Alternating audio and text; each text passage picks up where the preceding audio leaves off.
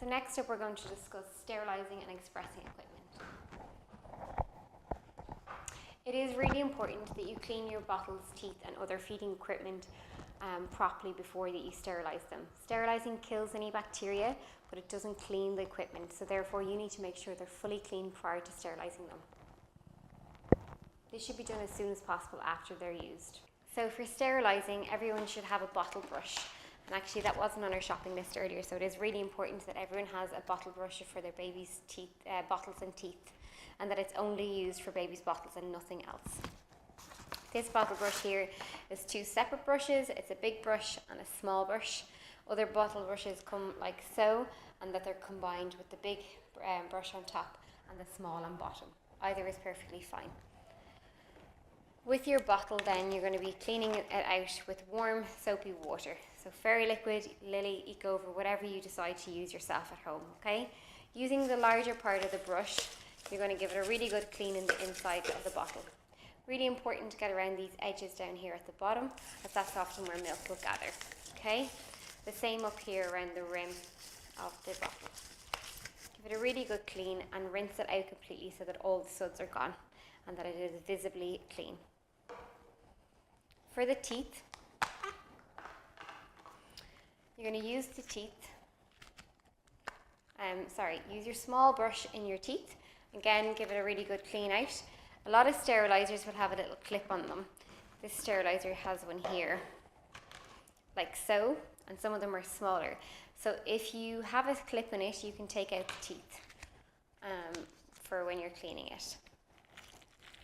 Give it a good clean and rinse off.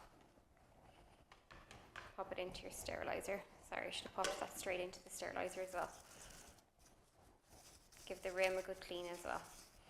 If you don't have a clip in your steriliser, it is important that you put this teeth back into the rim and rinse it off again under the soap, under the warm water with soap, so that it's already made up before you put it back in to be sterilised. Again, with the lid, give it a really good clean and rinse off any suds so it's visibly clean, and pop it into your steriliser. Okay? Pop on your lid and follow the instructions on your steriliser. So some people use the Milton sterilisers, the electric ones, the microwavable ones, whatever steriliser you decide to use, that's perfectly fine, but please make sure you follow your instructions. Some sterilisers need to be descaled once a month, so it's very important that you adhere to the guidelines. When you're taking anything out of a steriliser, they can be quite hot. One, it's really important, like before you do your cleaning, that you've washed your hands. And again, before you take out your sterilised bottles, that you wash your hands before you come to them, okay? When you take out your equipment after it's been sterilised, you're avoiding this area here, which is your key part, okay? And the same with the teeth. So you're going to use your clippers to take out your teeth, and you're going to pop it onto your bottle like so.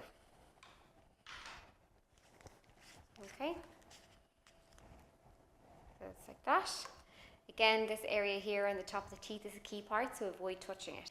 Once your bottle is made up, if you're about to make a feed up, great, you're going to use it now. However, if you're not making a feed up at present, then you can store your bottle for up to 24 hours. If you haven't used your bottle within 24 hours after sterilising it, it does need to be re-sterilised again. So just to reiterate, it is really important that you wash your bottles out fully first before you sterilise them. The steriliser kills bacteria, but it doesn't clean them, so they need to be visibly clean before you put them into the steriliser. And secondly, it's really important that you wash your hands before you come to wash your bottles and before you come to take out your sterilised bottles from the steriliser. So next up, we're going to talk about making your baby's bottles up. Regardless of what formula your baby's using, it's the same principles. It's always 30 ml of cool boiled water, which is 1 ounce to 1 scoop of powder. You always make up your baby's bottles in ounces or in 30 ml. So therefore, 2 ounces, which is 60 ml, will be 2 scoops of powder. 3 ounces, which is 90 ml of cool boiled water, will be 3 scoops of powder. If, for instance, your baby is taking 40 ml, you therefore will need to make up 2 ounces, which is 60 ml, with 2 scoops of powder. The first thing you need to be doing is emptying your kettle out completely. Pour all the water out and fill it with cold water from the tap and press boil. It is important that you don't reboil the kettle more than once and that you allow it to cool for 30 minutes. The reason it needs to cool for 30 minutes is the water needs to be at a temperature of 70 degrees in order to kill any bacteria that's in the formula. If, for instance, you leave it for longer, the temperature will drop below that and will not be suffice enough to kill any bacteria that is in the formula. So it is very important that you just allow it to cool for 30 minutes. In the meantime, that's when you can do your sterilising of all your equipment, clean down your counters and wash your hands. Before you make up your baby's bottle, it is very important that you wash your hands. Once your kettle has cooled down for 30 minutes, you take off your lid, again turning the lid upside down so that the teeth and the base of the rim of the bottle doesn't touch off anything. Okay? You're going to pour your cool boiled water into your bottle. The water always goes in before the powder, as the powder will make the water rise and therefore give an inaccurate volume. So 60 mils will be 2 ounces. Again, as I say, if your baby's taking 50, you need to make it up to the next ounce. So you're going to pour in 60 mils of cool boiled water. This is a line directly above the larger line of the 50 here, okay? So you're going to pour the water into 60. Again, making sure you don't touch off the top of the bottle. And then you're going to get your powder. In most formula tins nowadays, they'll have a rim around the edge of it here for leveling off the scoop. If not, you get a knife and pour boiling water over the back of the knife and use that to level off your powder. The scooper is in the box or sometimes attached to the very top of the lid, and you're going to scoop up your powder and level it off using the side of the box. Pop in your scoop, again not touching off the top of the rim of the bottle, and pour in your second scoop. Therefore you have 2 scoops of powder to your 60 mils of water. Pop your lid back on your formula and pop your lid back on your bottle, okay? Give it a really good shake, like so, and always test it on this part of your wrist here before giving it to your baby. So take off the lid and test it here on this part of your wrist. Often, if you've just made it up and it's just cool for 30 minutes, it still will feel quite warm. Pop the lid on. If your baby's due a feed now, pop the lid on and run it under the cold tap to cool it down. Again, always checking it on this part of your wrist before you give it to your baby. If your baby isn't due a feed for another half an hour or so, pop the lid on and allow it to cool naturally. But when your baby is due to feed, always make sure that you test it here again on this part of your wrist prior to giving it to your baby. It shouldn't feel too hot or too cold, and it should be at room temperature. Once you make up the bottle, it lasts for 2 hours. If you haven't used it within a 2-hour period, then it needs to be disposed of. In your packs from the NICU, I have attached a book on how to make up bottles. I've also attached the link online here.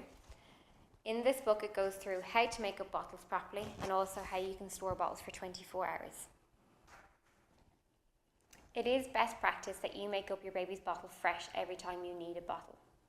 However, in the rare occasion that you need to make a bottle in advance, you can follow the exact same principles as what I've discussed here. The only difference is after you make up your bottle and close your lid, you give your bottle a shake and you put it into the cold tap and cool it down immediately. Once it's cooled completely, it can be stored in the fridge at 5 degrees in the back of the fridge or in larger fridges in the middle shelf, never on the door, as that's the lowest temperature of your fridge. You can store it in the fridge for up to 24 hours after you've made it up, once it's cool when it goes in. After 24 hours, if you haven't used it, it needs to be disposed of. Again, it is best practice to make up your bottles fresh. However, if you need to, this is the way bottles can be made in advance. When you take your bottle out of the fridge, it needs to be warmed, and as I've discussed previously, you warm it either in a bottle warmer or in some cool boiled water in a saucepan or jug. Again, submerge it in to the water, not as far up as the lid, below the lid, and when you take it out, give it a shake and test it on this part of your wrist prior to giving it to your baby. Again, it should be room temperature, so not too hot or not too cold. A number of years ago, people were boiling the kettle and filling up all of their bottles for the day and then adding the powder as they needed them. This is no longer recommended. The reason it is not recommended is the water is no longer hot enough to kill any of the bacteria in the powder. Water needs to be 70 degrees so that it can kill any bacteria that might be found in powder. Bottle prep machines are not recommended by the Rotunda Hospital. A lot of people are using bottle prep machines, and there has been incidents where babies have become unwell from their use. If you use a bottle prep machine, and again I reiterate, it is not recommended by the Rotunda Hospital, you need to make sure you follow guidelines and follow their instructions. Filters need to be changed on a regular basis. Containers where the water is stored needs to be cleaned out regularly. And if there is ever a boil notice, you should never use tap water, as all water in the bottle prep machines is not being fully boiled. Therefore, you would boil your kettle first and use that. Again, I need to reiterate, they are not recommended as safe practice for using in newborns. However, if you do use it, please make sure you follow the guidelines.